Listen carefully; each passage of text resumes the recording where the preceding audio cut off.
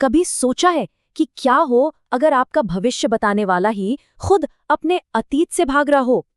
आज हम आर के नारायण की एक ऐसी ही कहानी की दुनिया में चल रहे हैं जहां ज्योतिष की आड़ में एक ऐसा राज छिपा है जो किसी की जान भी ले सकता था।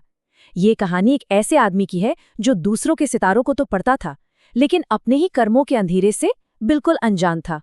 तुम्हें मरने के लिए छोड़ दिया गया था, क्या मैं सही हूं? ये शब्द एक ज्योतिषी के हैं जो एक अजनबी के चेहरे पर मौत का साया देख रहा है। लेकिन ये कोई भविष्यवाणी नहीं, बल्कि एक कबूलनामा है, एक ऐसा सच जो उस अंधेरी रात में सामने आने ही वाला था।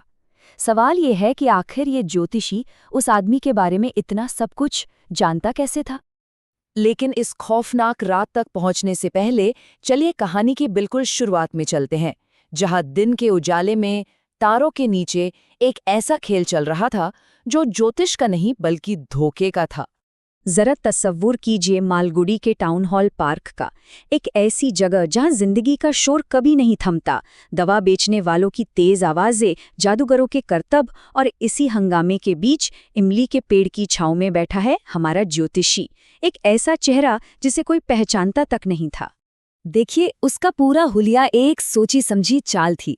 माथे पे लगी पवित्र राख, आंखों में एक अजीब सी चमक और वो केसरिया पगड़ी, सब कुछ एक दिखावा था।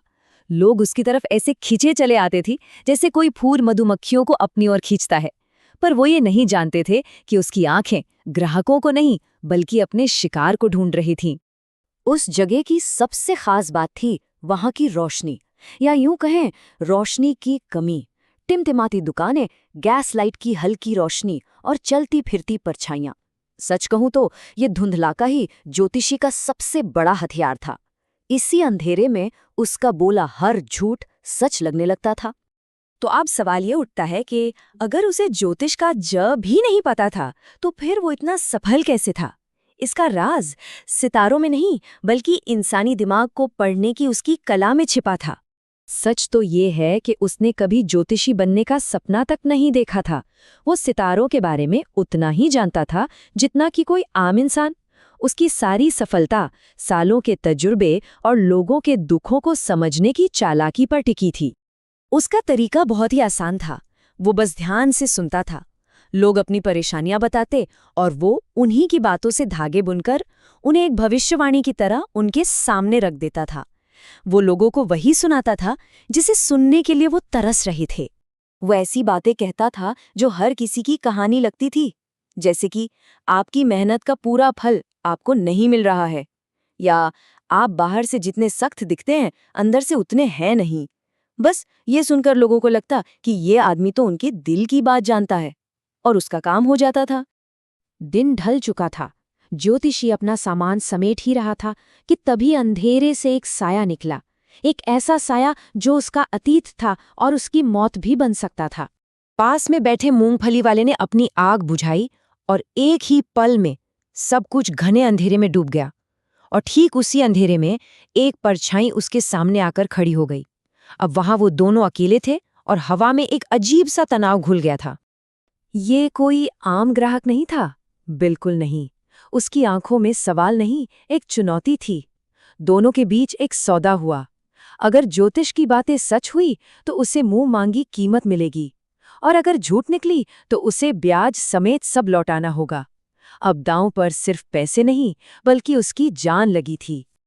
अजनबी के तेवर देखकर ज्योतिषी की सांसें जैसे अटक सी गईं। उसने भागने की कोशिश की, लेकिन उस आदमी ने मजबूती से उसकी कलाई पकड़ ली। आज मुझे छोड़ दो, उसकी कांपती हुई आवाज निकली। वो समझ चुका था कि आज रात कुछ बहुत बुरा होने वाला है। और फिर एक चिंगारी जली, और उस एक चिंगारी ने सालों से दबे एक ऐसे राज को रोशन कर दिया जो सब कुछ बदलने वाला था। अजनबी ने सिगार जलाने के लिए माचिस जलाई, और उस एक पल की रोशनी में ज्योतिषी का खून जैसे जम सा गया। उसने उस चेहरे को पहचान लिया था, वो चेहरा जो उसके सबसे बड़े गुनाह की याद दिलाता था। डर के मारे उसका गला सूख रहा था, लेकिन अब उसके पास कोई बनावटी कहानी नहीं बल्कि एक खौफनाक सच था। उसने कांपती आवाज में कहा, एक बार तुम पर चाकू से वार हुआ था। ये कोई सवाल नहीं था, ये एक बयान था। ज्योतिषी एक एक करके उस रात की पूरी कहानी बताने लगा। चाकू का वो घाव, पास का वो कुआं और मरने के लिए छोड़ दिया जाना। अजनबी की आंखें हैरानी से फटी की फटी रह गईं। ये कोई भविष्यवाणी नहीं हो सकती थी। और फिर ज्योतिषी ने उसका नाम लिया, गुरु नायक। ये नाम सुनते ही गुरु नायक के पैरों तले से जैसे जमीन खिसक गई। उसे यकीन हो गया कि वो किसी आम इंसान से नहीं, बल्कि किसी दैवीय शक्ति से बात कर रहा है। गुरु नायक ने गुस्से में पूछा, कहाँ है वो जिसने मुझे मारने की कोशिश की थी? और तब अपनी जान बचाने के लिए ज्योतिषी ने अपनी जिंदगी का सबसे बड़ा झूठ बोला। वो मर चुका है, उसने कहा, एक लॉरी के नीचे कुचलकर। ये एक ऐसा झूठ था जो शायद उसके अपने अतीत को हमेशा के लिए दफन कर सकता था। गुरु नायक के जाते ही ज्योतिषी ने कांपते हाथों से अपना सामान समेटा और घर की ओर भागा। वो आज रात बच तो गया था, लेकिन एक तूफान अब उसके अंदर उठ रहा था। घर पहुंचकर उसने अपनी पत्नी को मुट्ठी भर सिक्के थमा दिए, सिर्फ 12.5 आने। उसकी पत्नी ये सोचकर खुश थी कि कल बच्चों के लिए मिठाई आएगी। बेचारी, वो नहीं जानती थी कि ये सिक्के कितनी बड़ी कीमत चुकाकर कमाए गए थे। पत्नी ने उसके चेहरे पर मौत का खौफ देखा और पूछ ही लिया, क्या बात है, आप इतने परेशान क्यों लग रहे हैं?